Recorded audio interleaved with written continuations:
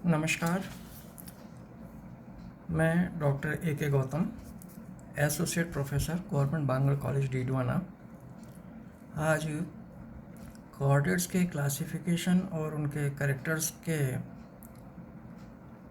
Topic को आगे बढ़ाते हुए मैं यू कोऑर्डिनेटा के जो कि वर्टिब्रेटा या क्रेनिएटा कहलाता है के क्लासिफिकेशन को दो और पॉइंट्स से डिस्कस करना चाहता हूँ। यू कोऑर्डिनेटा को दो भागों में डिवाइड किया गया है, एमनियोटा और एन एमनियोटा। एम्ब्रियोनिक डेवलपमेंट के समय एक्स्ट्रा एम्ब्रियोनिक मेम्ब्रेन्स बनती हैं जिनको कि एमनियोन, कोरियोन, योग सैक और एलेंटॉइस के नाम से जाना जाता है। तो एमनियोन मेम्ब्रेन जो होती है, एक्स्ट्रा एम्ब्रियोनिक मेम्ब्रेन, ये एम्ब्रियो को चारों ओर से घेर करके एक एम्ब्रियो को लिक्विड माध्यम, स्विमिंग पूल जैसा एक माध्यम प्रोवाइड करने के लिए काम आती है। और जिन एनिमल्स में एमनियोन को मेम्ब्रेन पाई जाती है एम्ब्रियोनिक डेवलपमेंट में, अतिरिक्त भ्रूणीय झिल्ली, उनको एमनियोट्स कहते हैं, और जिनमें नहीं पाई जाती उनको एन एमनियोट्स कहते हैं। तो थोड़ा सा बैकग्राउंड क्लियर कर दूं कि एमनियोन या एमनियोटिक फ्लूइड एम्ब्रियो को सूखने से और झटकों से बचाता है डेवलपमेंट के समय। तो एमनियोटा के अंदर कौन से प्राणी सम्मिलित किए गए हैं, ये देखिए। एमनियोटा में रेप्टाइल्स, एव्स और मैमल्स हैं, जबकि एन एमनियोटा में साइक्लोस्टोम्स, फिशेस और एम्फीबियंस को सम्मिलित किया गया है। इनके अंदर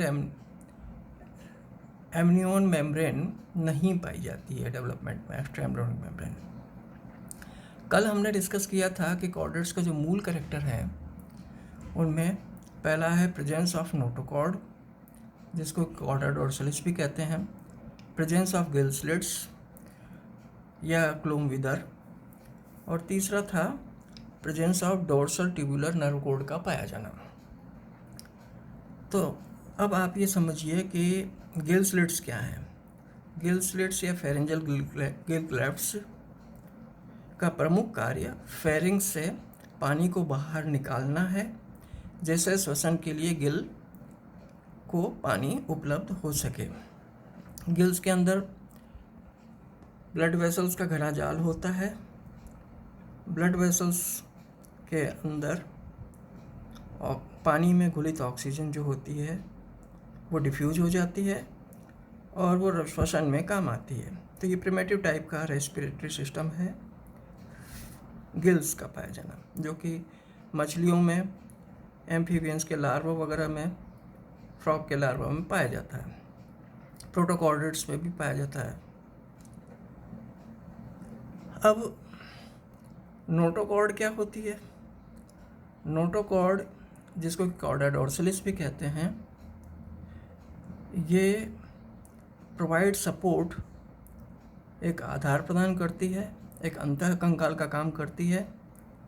प्रोटोकॉर्डेट्स में एक प्रारूपिक या टिपिकल नोटोकॉर्ड होती है, जबकि एडल्ट वर्टिब्रेट्स में यह वर्टिब्रल कॉलम में से या तो घिरी रहती है या उससे प्रतिस्थापित हो जाती है।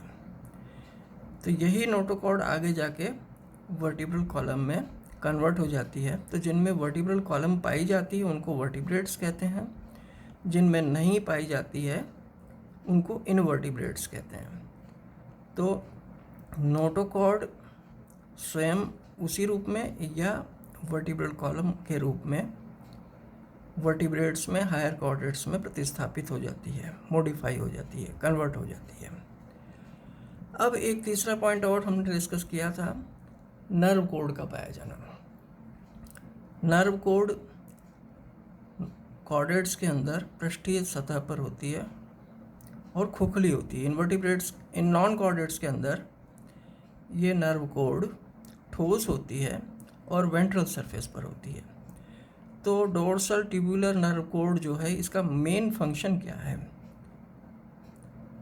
तो शारीरिक क्रियाओं के समाकलन तथा समन्वय के कार्य नर्व कोड करती है। It means the function of nerve code is integration and coordination of nervous system, coordination of the body. तो बॉडी एक्टिविटीज़ का कोऑर्डिनेशन, कम्युनिकेशन और इंटीग्रेशन, तीसरा काम एक और होता है जिसको कहते हैं कम्युनिकेशन। तो कोऑर्डिनेशन, कम्युनिकेशन और इंटीग्रेशन, ये तीन मुख्य कार्य जो हैं नर्व कोड के होते हैं। तो ये मेन कोऑर्डिनेट कैरेक्टर हैं, इनको ध्यान रखना है। Thank you.